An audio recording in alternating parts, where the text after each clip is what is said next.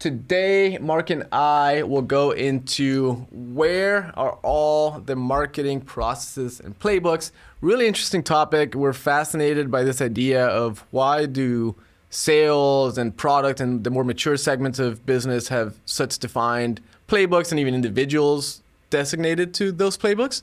Where very rarely do we see that in marketing, and we think that's really a core component of the success of demand gen at your organization. So excited to dig in, and let's hop in.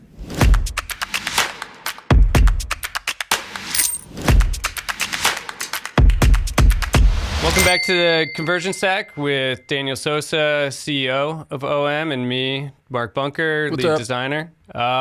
Today, episode 4 already. We're just flying through time. We got there. We're going to be talking about marketing playbooks. I think we touched on this a couple episodes ago, and we were talking about how the major departments in organizations typically have playbooks. So we think of kind of like an organization or SaaS businesses that we work with is typically sales, some kind of product, like a design development team, and then your marketing team. And what we're kind of organically talking through is that most of the times sales teams have playbooks, but then when it comes to marketing, it seems like it's almost, we call it whack-a-mole marketing, where it's like, oh, we'll just do some podcasts, or we'll do a blog post, or, oh, hey, I saw this cool idea for like an ad campaign, we'll just develop that and do that. And from our point of view, I think that's where things start to fall apart for a lot of companies.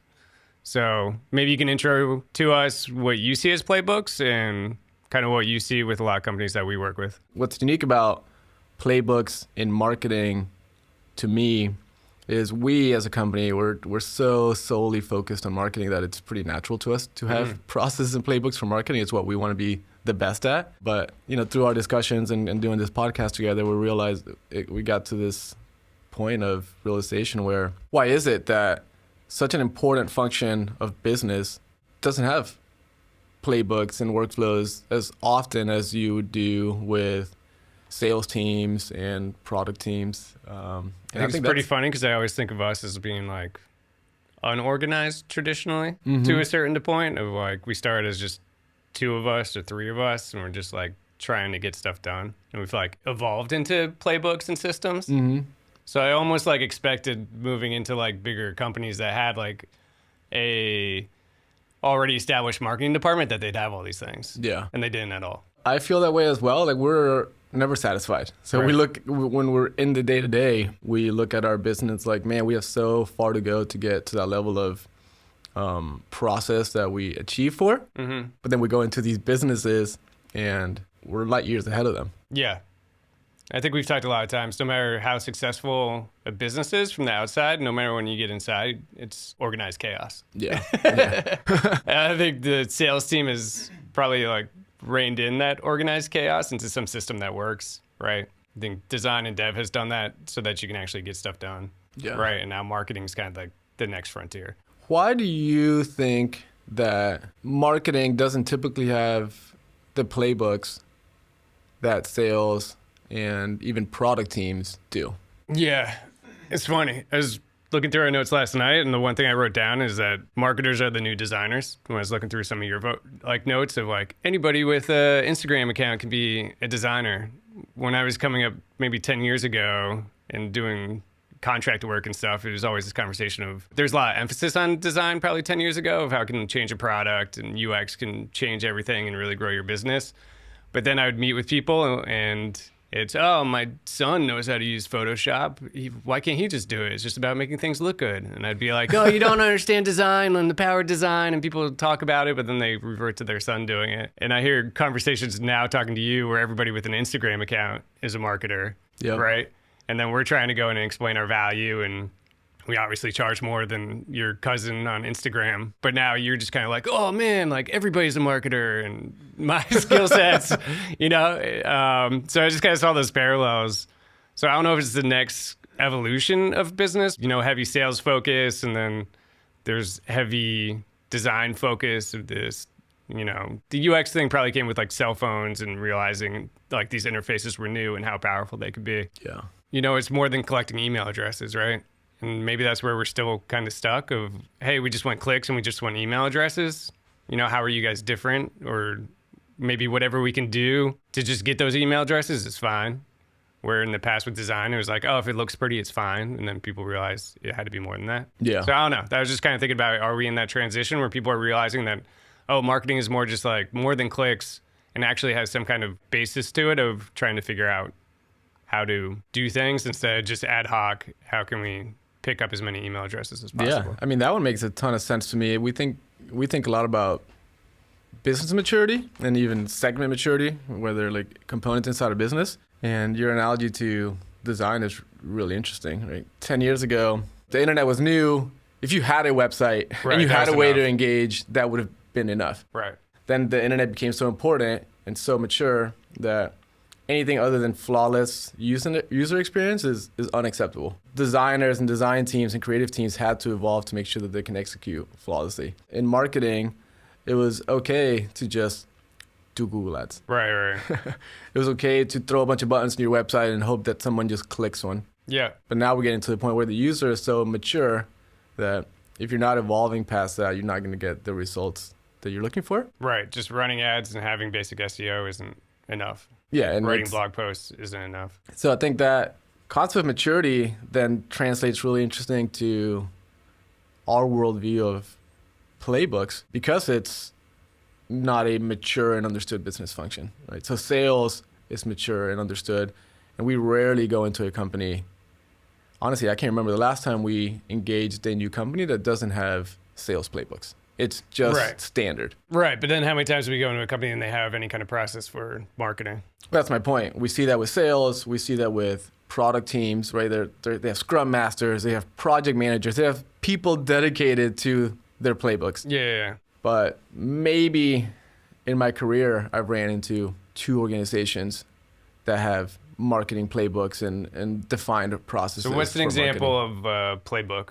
I know we've talked about the difference between like workflows and playbooks, but from that side looking in, what's an example of a marketing playbook? Creating scalable, repeatable processes for success. Got it. Our goal as marketers is to grab our unique value proposition or a unique campaign or a unique message we're trying to get into the market and deploy it effectively, and then obviously track it and report on that. To deploy those messages effectively, you want to have a tool set to grab that message and then deploy that message. To actually do that effectively, you need playbooks to say, hey, what's our tool set and how do we grab them and pull them, such as, okay, get the story, deploy it on ads, deploy it on content. What really ends up happening today with companies that don't have playbooks, they spend a ton of time creating these really amazing narratives. They have strategic planning, but then they can't deploy it because it takes too long. They don't have playbooks, and maybe they piece together a webinar throughout the quarter. That is what we see too often. Yeah, I think that's where we talk about like full sec as well. It seems like, because I've seen it where they have cool creative or something, but then it's almost gets launched in pieces or things that don't totally connect. Yeah. Right. So they launch some ads or something, but then it doesn't connect to their blog post that they're launching at the same time. They don't do anything on their website to support it. Right. Mm-hmm. So it almost seems like a little bit of like a drop in a pan instead of like a full like rainstorm of like everything coming down and being consistent. I mean, I think that bleeds into what we call the hiring issue and the maturity of talent in digital marketing. The other part of it is rarely is leadership vetted enough in the trenches to create the playbooks because they don't deeply understand what the demand specialist is doing or the ad strategist is doing. So who actually inside a company is going to create a detailed playbook that can be executed? That itself is a challenge. Dev has like scrum masters, right? Or even just like product teams.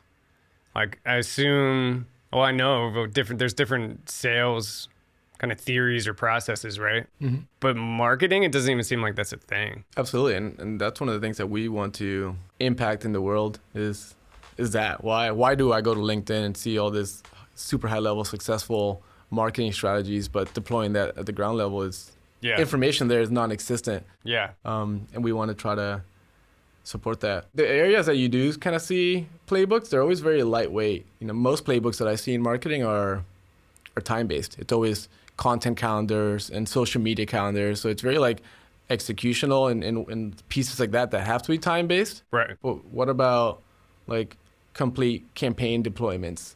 What about things that are not easy? No, I don't want to use the word easy, but even landing page development. It's always people figuring it out when they need a landing page. Right. And the less you spend time figuring it out, the more you're spending time being strategic and good at what you do. And I think that, to me, is the most important reason why we need playbooks in marketing. Yeah, so you can focus your time on being strategic and then also just creative and creating like the cool ad campaigns, the cool concepts, instead of worrying about figuring out a new process for how you like launch these things and get everybody on the same path. Yeah. That's super cool. And I think this is a interesting time for our first segment. Ooh.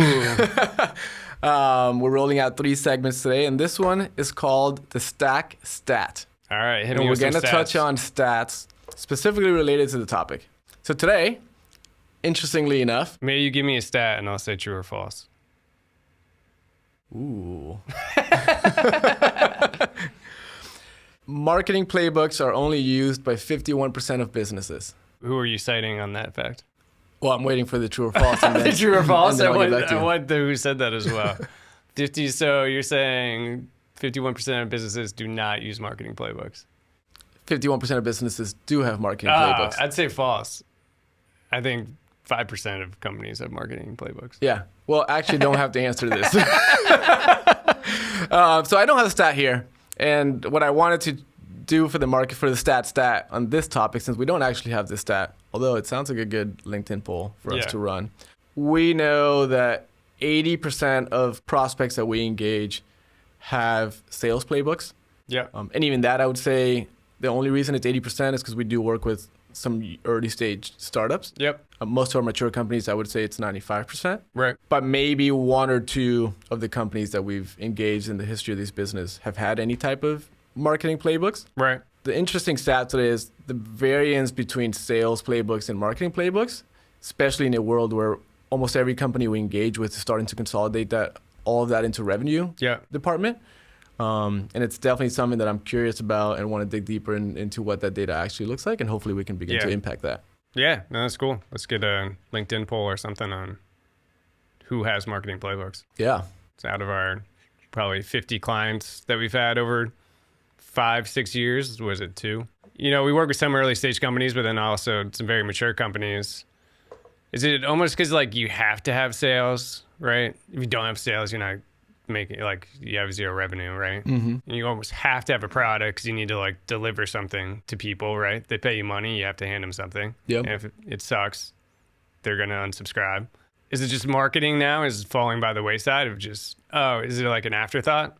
Yeah, I think it's too scary to invest in the unknown. Yeah. And marketing is the most undefined function in the growth department. Yeah. Meaning we know that cold calling is extremely ineffective mathematically. Right. But you know that if I hire someone, put a phone in front of them and make them make 10,000 phone calls, we're going to get $1 in the door. Right. Where too often, because marketing is misunderstood, it feels like it's just too scary to make that investment. But when you think about it, it actually costs us 10 grand to get this guy to make those 10,000 calls. And all you're getting is one transactional touch point. That same 10 grand would probably bring you that same customer if you invested in expert demand. Yeah. And you'd get thousands of valuable touch points and assets that begin to snowball so you can build a demand strategy. I think that's something too that we've seen is like, hey, you said that blog posts on this content cluster would help bring in, I don't know, new users or people to sign up, and the first blog post launched for 2 weeks and it's like, oh, we got a bunch of clicks, but no one signed up as a customer. Yeah. It's like, well, yeah, I mean, like that's touch point 1. You know, we're going to keep feeding them stuff. In 6 months, they'll become a customer. Yeah. Right? So maybe it's like hard. Attribution's never easy, right? Or never direct.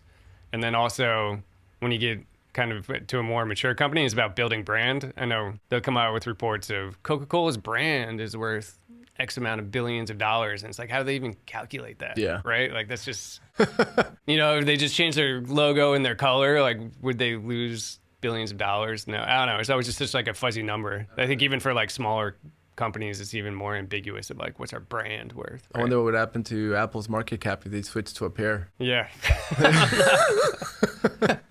Well, that sounds like some bad advice. And maybe a good segue into our another of our segments here of Daniel gives bad advice. Bad advice. awesome segment. The world is full of bad advice, specifically in marketing. Yeah. So I'm excited to dig into this one. So what's today's bad advice? And that is marketing is creative and should not be structured with playbooks, allowing it to be dynamic and reactive to trends. So your bad advice is unstructured and just be super creative. Yeah, that you should not be that level of structure and so detailed into playbooks, because you want to be dynamic and follow trends and reactive to trends. Got it. So you're almost saying that playbooks make you too robotic in what you do. Yeah. Got it. And marketing is fluid and creative. Got it. So that sounds good to me. Wrong.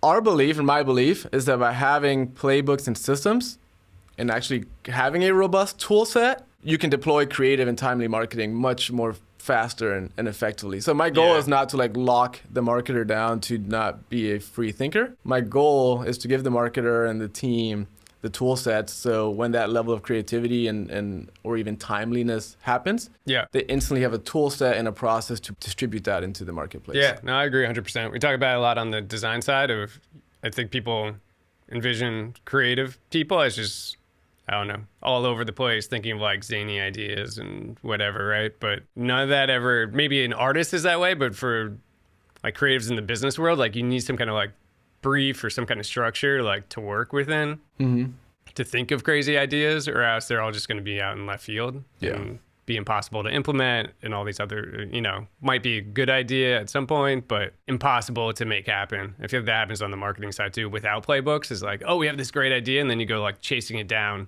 of how to actually implement it, and it takes months. Maybe you never launch it. Look at the state of B2B marketing. How often do you really see a zany idea? It just doesn't happen because every team is too caught up trying to figure out how to deploy another webinar. It's what we're all doing. And I am a B2B marketer, and I love zany ideas. I want to be able to deploy zany ideas. And what we actually want to do is get so mature in our playbooks that we can have the bandwidth to be that level of creative and launch campaigns and the stuff that actually builds brands and builds results. Yeah. So I think that's awesome bad advice. Very good bad advice. Everybody take that bad advice. Question for you, Mark. Can you tell me the benefits of having playbooks? Speed, efficiency, and creativity. Yeah. Did I get right? Yeah. You nailed it. Ding, ding. I was looking for speed and efficiency. And then I had a note here which I think ties to your creativity, which is even role clarity. Yeah. Right? You want your team members to really understand how they provide value into initiatives. And I think that's extra important in today's world where marketing teams are under-resourced, or you're using a freelancer from an external company or an external component. And not only is it difficult enough to deploy things effectively without playbooks, it's extra difficult when you're pulling a developer from the product team or you have a freelance designer. So the more you can provide role clarity, whether it's internally or externally, and how that role fits into your playbooks, the outcome should be a lot more positive. For anybody who's creating playbooks or starting to create any kind of playbook or really just process, right? Feels like everybody should be understood that it's iterative and not hard, fast rules from the beginning. I mean, I think we have very good playbooks now, but that's taken 5 or 6 years to figure it out, right? Mm-hmm. And we did stuff wrong for a while, I'm sure. Yeah. And then, oh, this works, oh, that works, oh, this role is good at that and needs to work with this person. So any advice there on how to create playbooks? That's funny you mentioned that. Funny you mention it. I think we can wrap up today with our third segment, which is the execution minute. We talk a lot about the importance of execution. 60 seconds here on the timer. Not yet. Don't start the timer yet. I have a important point I want to get across. I probably don't say it as much as I used to, but I used to say that execution is today's most important competitive advantage. Like, we just live in a world where people don't want to do anymore. Oh, right. I mean, I think we've partnered with other agencies where they create a list of things to do, but I don't actually do them. Yeah, I mean, half of our every meeting is about what should be done or just strategy, or like who's actually going to do these things. Half of our clients come from agencies that just gave them gigantic PDFs that we have to go and deploy. Right, best practices of like, yeah. So I want to make sure that we do an effort to guide people towards open up the computer and clicking the keyboard. Yeah. So that leads us to execution minutes, 60 seconds on how to execute a marketing workflow. I want to keep this one super simple. Step 1, start simple. Open up your computer, set up a document. 2, define a part of your job or role that happens very often. So to make it real tangible, let's say leadership reporting. Every marketer has leadership reporting. Define your current process very clearly in that playbook. Literally list items of what's the process I go through every month to report to my leadership. So that'd be like signing into GA. Yeah, log into these accounts, grab these data points, throw it into this Google slide document. Audit that process to see if there's steps that you can slice away. And then next month, when you have to repeat that process, open up your playbook and follow it exactly the way you defined it. The outcome of that will be a few things. 1, you will probably optimize it. And I bet you, even on your first month, you'll be more effective doing that leadership reporting than you've been in the past because you're not scrambling to figure something out or pulling up an old document to remember what it looks like. You're just executing a lot less autonomous. Gosh, when we worked for another company 6-7 years ago, we were doing webinars. There's a whole like series of steps to set up like a new webinar page on a website. Like set up, I think we were using, I want to say like Webflow, but that's website design. WebEx maybe? WebEx, yeah. Right. Anyway, I did it like 2 or 3 times. And then we were like, this is so time consuming. Let's get a virtual assistant to do it. And like I had a 3-page Google Doc of step-by-step of how to set up a webinar, where to click, where to grab the image, where to do all these things. And we sent it to a virtual assistant. But that was like such a good exercise for me to just like systemize it instead of just, oh, we're doing another webinar and I got to figure out like how to do it again. Yeah. Did that VA crush it? Yeah, I think like maybe little glitches here or there, but like after 2 or 3, then you realize like, oh, they took this as meaning something else or whatever. But yeah, it was just like automated and off my plate, and a VA does it overnight. I love that. I mean, I think that's a perfect example of a playbook, and even a really interesting fringe benefit is your ability to offload tasks that don't move the needle or where you want to be focusing on. Yeah. Especially in today's world. We at OM are not huge fans of outsourcing. We want to own the stack, but we're definitely interested in outsourcing tasks like that, right? Yeah. Checklist items so our team can continue to focus on being the world's best technical digital marketers and not setting up documents. Yeah. And it was painful for the day or whatever it took me to create that document, but right? Yeah. More time up front and then save me like who knows how much time in the future. Cool. I love it. So for those listening, if there's any advice to walk away with today, make an effort to... Good advice this time. To begin really like productizing and creating playbooks for your marketing. I believe the output of that will be better and more effective deployment of your marketing toolset, which will actually make you more creative and strategic, which is one of the recipes for success in marketing. Yeah, 100%. Mark, enjoy the conversation. This is a fun one that I think we're both pretty passionate about as we continue to build this company. So thanks for that, and I hope everyone got value. As always, thanks for following our story here, and tune in to the Conversion Stack on your favorite platforms, Spotify, Apple, YouTube, you name it. We will be there. Join us on LinkedIn if you want to have some more intimate discussions. And don't forget to tune in next week, where we will talk about a really interesting problem, which is how do you hire expert technical marketers in an industry that, you know, it really is 10 years old and moving at hyperspeed. I mean, how do you find or build that talent, which I believe is a real interesting challenge for today's marketplace. Yeah, 100%. Thanks, team. Love you.